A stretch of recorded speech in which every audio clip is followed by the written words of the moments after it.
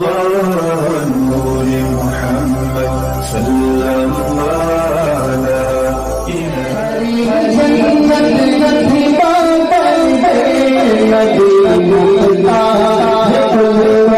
شعراء تو خالی تعلی کرتے رہے، صرف تعلی کرتے رہے کہ لگا رہا ہوں مضامین نو کے میں انبار، لگا رہا ہوں مضامین نو کے میں انبار، خبر کرو میرے خرمن کے خوشچینوں کو۔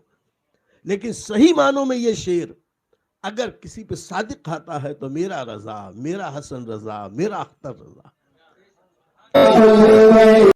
حضور تاج الشریعہ کا کلام رضا اسکول کا عطر مجموعہ ہے۔ یہ ان کی خوش قسمتی ہے کہ انہیں بہت سارا بزرگوں کا مال مل گیا۔ ابھی یہ حضرت حسن رضا حسن بریلوی کے اشعار، سر سے پا تک ہر ادا ہے لاجواب، سر سے پا تک ہر ادا ہے لاجواب، خوب رویوں میں نہیں تیرا جواب، حسن ہے بے مثل صورت لاجواب، میں فدا تم آپ ہو اپنا جواب۔ اور جو کچھ بھی اس میں بہت سارے اشعار ہیں جو حضور صلی اللہ علیہ وسلم کی بے مثلی یکتائی پر حضرت حسن رضا حسن بریلوی نے بڑا ہی خوبصورت کلام لکھا۔ اور حضور تاج الشریعہ کے وہ اشعار جو اس کے پہلے ہم نے سنے، مصطفیٰ ذات یکتا آپ ہیں، تو اس پورے کلام کو دیکھیں تو ایسا لگتا ہے کہ یہ حسن رضا حسن کی کلام کی بازگشت ہے۔ وہی چیزیں جو حضرت حسن رضا حسن بریلوی نے سرکار ابد قرار علیہ الصلوۃ والسلام کی شان اقدس میں بیان کی، اسی آواز کی بازگشت حضور تاج الشریعہ کے کلام میں۔ لیکن کمال یہ ہے، ایک بات اگر کوئی دوسرے ڈھنگ سے تیسرے ڈھنگ سے سنتا ہے تو کچھ اکتا جاتا ہے، لیکن تاج الشریعہ کے فن کا کمال یہ ہے کہ ہے بظاہر ہے تو اہل علم تو کہیں گے بازگشت، لیکن وہی اہل علم اس نئے کلام تاج الشریعہ پہ سر بھی دھنیں گے کہ انہوں نے جو نقطہ آفرینی کی ہے یہ ان کا اپنا کمال ہے۔ یہ کمال ہے حضور تاج الشریعہ کی شاعری میں کہ بظاہر لگتا تو ہے کہ مضامین وہاں سے لائے ہیں، لیکن رضا اسکول کے شعراء کو مضامین کی کبھی کمی رہی ہی نہیں۔ دوسرے شعراء تو خالی تعلی کرتے رہے، صرف تعلی کرتے رہے کہ لگا رہا ہوں مضامین نو کے میں انبار، لگا رہا ہوں مضامین نو کے میں انبار، خبر کرو میرے خرمن کے خوشچینوں کو۔ لیکن صحیح معنوں میں یہ شعر اگر کسی پہ صادق آتا ہے تو میرا رضا، میرا حسن رضا، میرا اختر رضا۔ اور یہ حسن رضا کی جو شاعری ہے، جب ان کا کلام اہل علم پڑھتے ہیں تو ایک ہی ردیف اور قافیے میں جب کلام اندر کلام اندر کلام اندر کلام، تو ماننا پڑتا ہے لگا رہا ہوں مضامین نو کے میں انبار، خبر کرو میرے خرمن کے خوشچینوں کو۔ اللہ سلامت رکھے اور ہم طالب علموں کو ان کے اشعار کو سمجھنے کی توفیق عطا فرمائے۔ سبحان اللہ، سبحان اللہ، سبحان اللہ، سبحان اللہ۔ رضا اسکول کے سربراہ حضور اعلیٰ حضرت عظیم البرکت امام احمد رضا محدث بریلوی کا یہ چمکتا دمکتا کلام آپ سماعت کر رہے تھے۔ چمک تجھ سے پاتے ہیں سب پانے والے، میرا دل بھی چمکا دے چمکانے والے، اور برستا نہیں دیکھ کر ابر رحمت، بدوں پر بھی برسا دے برسانے والے۔ میرے آقا نے تو پہلے ہی ارشاد فرما دیا تھا، الصالح للہ والطالح لی، نیکوکار تو اللہ کے لیے ہیں، گنہگار میرے لیے ہیں، میں ان کی بخشش کروں گا۔ برستا نہیں دیکھ کر ابر رحمت، اللہ بارش برساتا ہے تو وہ صرف زرخیز زمینوں ہی پر نہیں برستی، چٹیل میدانوں میں، پتھروں پہ، پہاڑوں پہ، کلر زمین پر بھی برستی ہے۔ تو آقا کریم کی بارگاہ میں میرا امام عرض کرتا ہے، برستا نہیں دیکھ کر ابر رحمت، بدوں پر بھی برسا دے۔ برسانے والے. یوں تو ہر شعر اپنی طرف توجہ منعطف کرتا ہے، لیکن ابھی اس وقت میں اخیر میں صرف ایک شعر پر تھوڑی دیر کچھ عرض کروں گا کہ اعلیٰ حضرت نے ارشاد فرمایا، تو زندہ ہے واللہ، تو زندہ ہے واللہ، تو زندہ ہے واللہ، میری چشم عالم سے چھپ جانے والے. اس میں صاف لفظوں میں کہہ دوں، کوئی کچھ بھی عقیدہ رکھے، امام احمد رضا کر ہمارا عقیدہ سن لو. کوئی کچھ بھی کہے، ہمارا عقیدہ یہ ہے، تو زندہ ہے واللہ، تو زندہ ہے واللہ. نبی کی زندگی اس وقت کی نہیں جو ظاہری حیات کی، ابھی بھی تو زندہ ہے واللہ، تو زندہ ہے واللہ. اللہ کے نام کی قسم ذکر کر کے امام احمد رضا کر رہے ہیں، تو زندہ ہے واللہ، تو زندہ ہے واللہ. میں تو کہوں کہ صرف اسی مصرے کا وظیفہ پڑھ لو تو یہی اسم اعظم ہے، تمہاری دعائیں قبول ہو جائیں گی. تو زندہ ہے واللہ، تو زندہ ہے واللہ. اللہ کا اسم پاک ہے. اللہ کی قسم ذکر کر کے امام احمد رضا کہتے ہیں، یا رسول اللہ، آپ حیات سے ہیں، آپ زندہ ہیں. مر جائیں وہ جو یہ کہتے ہیں کہ مر کے مٹی میں مل گئے، مرو تم، تمہارے باپ دادا مر کے مٹی میں ملے. میرا نبی تو زندہ ہے واللہ، تو زندہ ہے واللہ، تو زندہ ہے واللہ، تو زندہ ہے واللہ. کبھی کبھی الفاظ کی کمی کی وجہ سے ہم جب سیرت مصطفیٰ صلی اللہ علیہ وسلم بیان کرتے ہیں تو اس میں یہ بھی عرض کرتے ہیں، حضور صلی اللہ علیہ وسلم کی ظاہری حیات میں، حضور کی ظاہری حیات میں، حضور کے وصال سے پہلے، حضور کے وصال کے بعد، سمجھانے کے لیے بیان کرنا پڑتا ہے. تو کچھ لوگ اس کی یہ تعویل کرتے ہیں کہ بھئی وہ تو ایسا ہے کہ نبی کی ظاہری زندگی تھی، اور یہ جو وصال کے بعد کی زندگی ہے یہ تو برزخی زندگی ہے، یہ تو برزخی زندگی ہے. یہ برزخی زندگی کہہ کے عوام کے ذہن کو مسموم کرنے والے وہ چاہے جو چاہے سمجھیں، ہمارا عقیدہ تو یہ ہے، تو زندہ ہے واللہ، تو زندہ ہے واللہ. بس خط، اسی پہ بات ختم. تو زندہ ہے. کیسی زندگی؟ یقیناً ماننے کے لیے، سمجھنے اور سمجھانے کے لیے وہ ظاہری زندگی اور یہ برزخی زندگی کہہ لو. لیکن نبی کی ظاہری زندگی اور باطنی زندگی یا برزخی زندگی میں فرق تم کرو جو خدا کی قدرتوں کو نہیں جانتے. ہمارا عقیدہ تو یہ ہے کہ نبی کی ظاہری زندگی کہہ کر ہم یہ کہتے ہیں، جب عام لوگ ظاہری طور پر نبی کا دیدار کر لیتے تھے اس لیے کہا گیا ظاہری زندگی.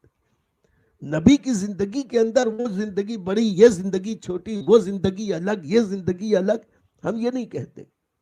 نبی کی وہ زندگی ظاہری حیات اس لیے ظاہری کہتے ہیں کہ اہل ظاہر اس کی اپنی چشمے سر سے زیارت کر لیا کرتے تھے، اس لیے کہتے ہیں ظاہری حیات. اور رہا برزخی زندگی، وصال کے بعد کی زندگی، تو میرا امام تو کہہ چکا، انبیاء کو بھی اجل آنی ہے. ہم نبی کی موت کا انکاری تو نہیں ہے.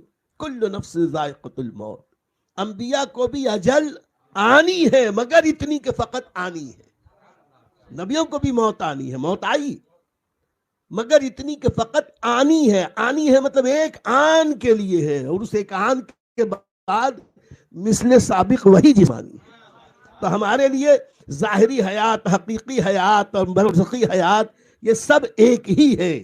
ظاہری حیات کہنا صرف ہمارے لیے کہ اہل ظاہر چشمے سر سے جب نبی کی زیارت کرتے تھے، کر سکتے تھے، اسے ظاہری حیات کہا گیا. رہا برزخی زندگی، تو اللہ نے ان کو زندگی دی. اب یہ کہتے ہیں اگر اللہ تعالیٰ نے انہیں زندگی دی ہے تو کھاتے کیا ہیں، پیتے کیا ہیں؟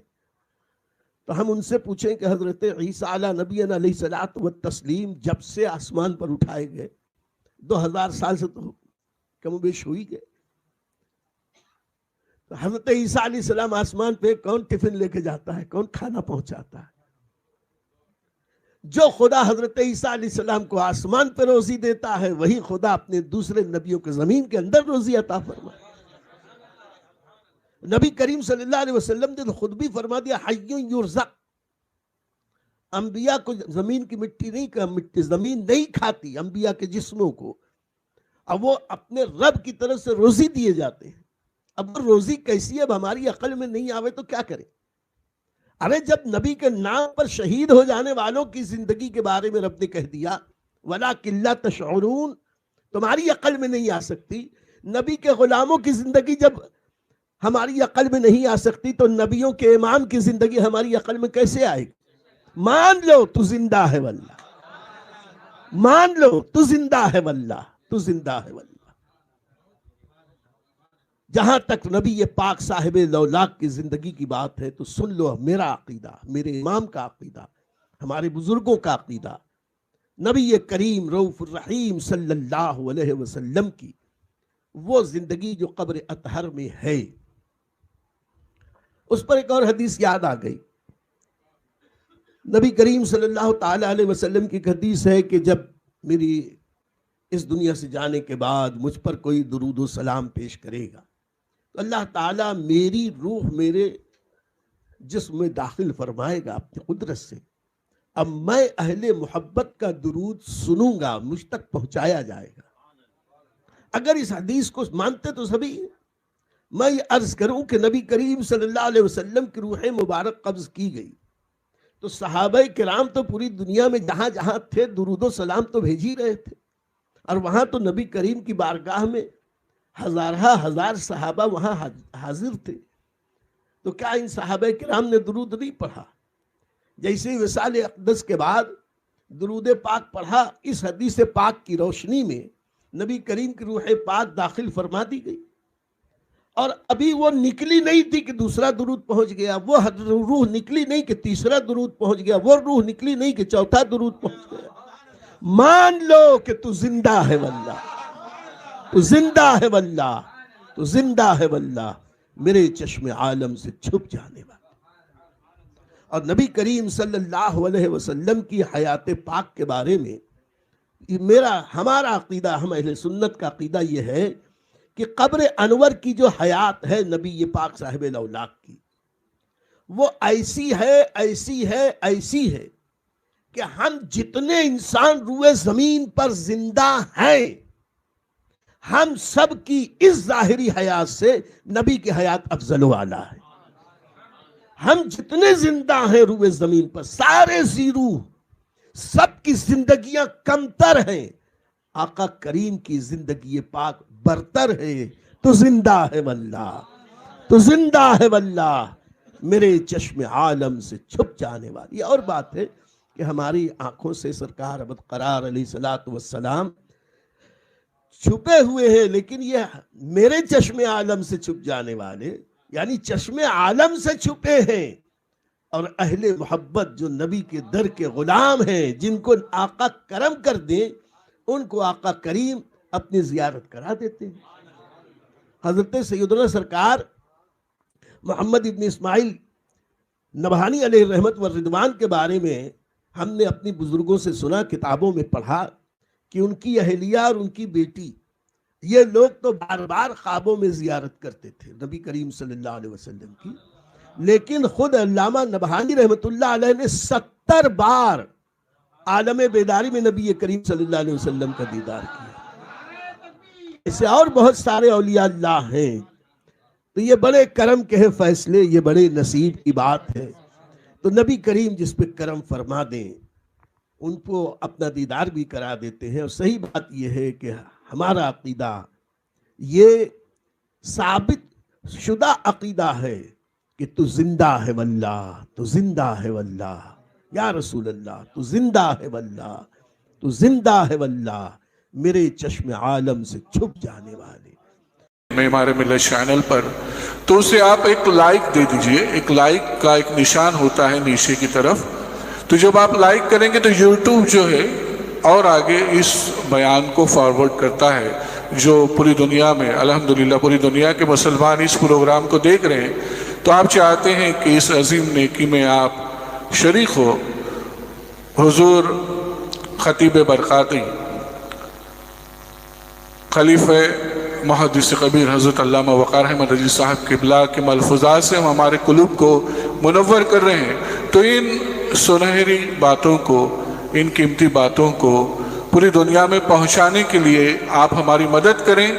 आप लाइक ज़रूर करें और कमेंट करेंगे तो और भी ज़्यादा बेहतर बात होगी, ताकि दुनिया के और भी दूसरे हमारे जो इस्लामी भाई या मुसलमान हैं उन तक ये प्रोग्राम पहुँचे। तो सिर्फ कुछ नहीं तो कम से कम आप एक